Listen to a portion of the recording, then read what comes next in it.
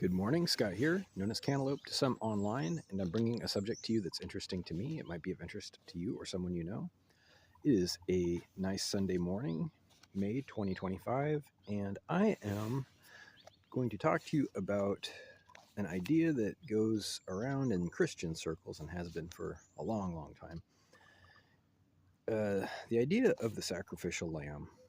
And I am no preacher, I am no minister, and I'm not even super religious, but I do have an idea that might be interesting, like I said. So I've been to church a lot. I've been to quite a few different churches now. And I've sampled the rhetoric, I've sampled the spirit of the people and the sermons, especially because it's interesting to me to learn and to grow, hopefully, as a person, as a spiritual person. So I want to talk about the idea of sacrifice because it is a central theme to Christianity, obviously. If you know anything about Christianity, the symbol itself is a cross marking a crucifixion of the Messiah, according to Christians. So there's a couple of different ways to look at this. And again, this is not a sermon. I want to clarify this right off the bat. I am not preaching in this video, but I'm going to analyze something. And that is the idea of someone paying a price for others. This is also a central theme in Christianity. If you're familiar with the idea that Christ died for our sins, and I want to bring that into reality. We Christians have heard this rhetoric. I say we Christians, and I'm counting myself as a Christian today, especially because I am at a Christian church. I am waiting for it to open, but that's beside the point. So we've heard this rhetoric of Christ dying for our sins. And that is true. He did, historically speaking, in a very real and measurable way, not in an abstract, ethereal way that requires a lot of explanation or faith. And no, it doesn't. He literally died for our sins when he was faced with a choice, from my understanding, to volunteer for the job, so to speak, or have his people get killed. That's what it was. And in memory of his service and his own sacrifice by turning himself over to get crucified in order to spare his people, they commemorated him in a big, big way, obviously. We remember him to this day. So whether there's more to it or not is beyond the scope of this video. There might be more to it, and there is, in fact, more to it in the Bible and in the scriptures, but my point is that there's a misconception, no matter how you look at it. When somebody is expected to sacrifice themselves, it's not sacrifice anymore. It's not self-sacrifice, I should say. When somebody is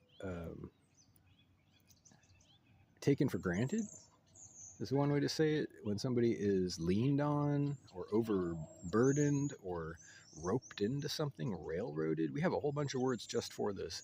It ceases to be any kind of self-sacrifice, which defeats the purpose. You cannot celebrate somebody for a choice that they didn't make. Okay, this is just logic. So right off the bat, looking at this objectively and with a logical perspective, the only way you could celebrate Jesus' choice is if it was in fact his choice. There is no disputing that. So with that said, I'm going to move on to a second part. Now, the second part is, because it happened doesn't mean that it should always happen or continue to happen in the same way.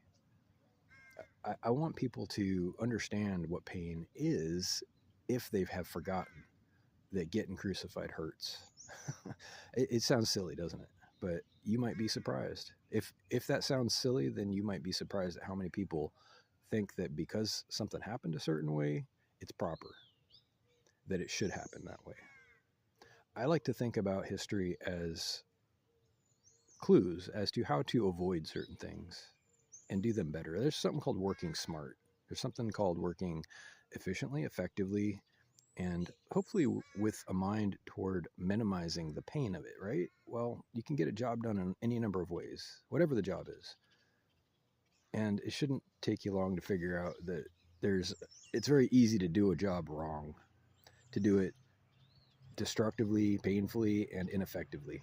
There's really no limit to how badly you can do a job. So let's agree that it's harder. First of all, it's more challenging to do it right, and it's kind of an ongoing challenge to work smart, to do things such as, if the job is, for example, to forgive sin, you can look at that as a job, as a task at hand, hypothetically, whether it's a real one or not. You can think about it.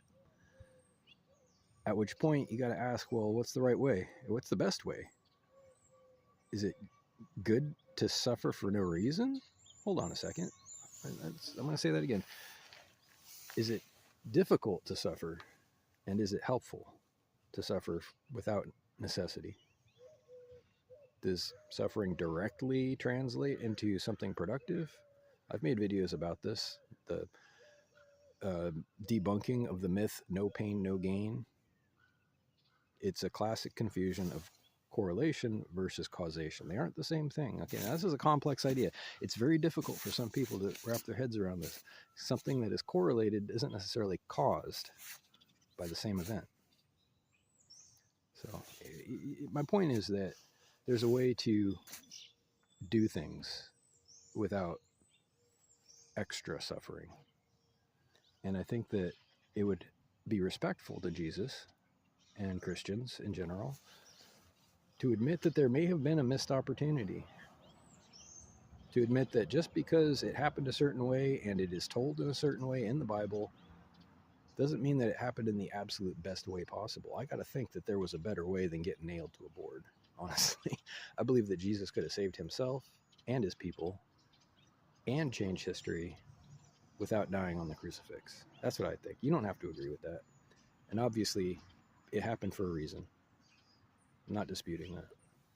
I'm just saying, if you're calling for more crucifixions, if you're calling for harder, nastier crucifixions, we might have a personal problem because that's stupid.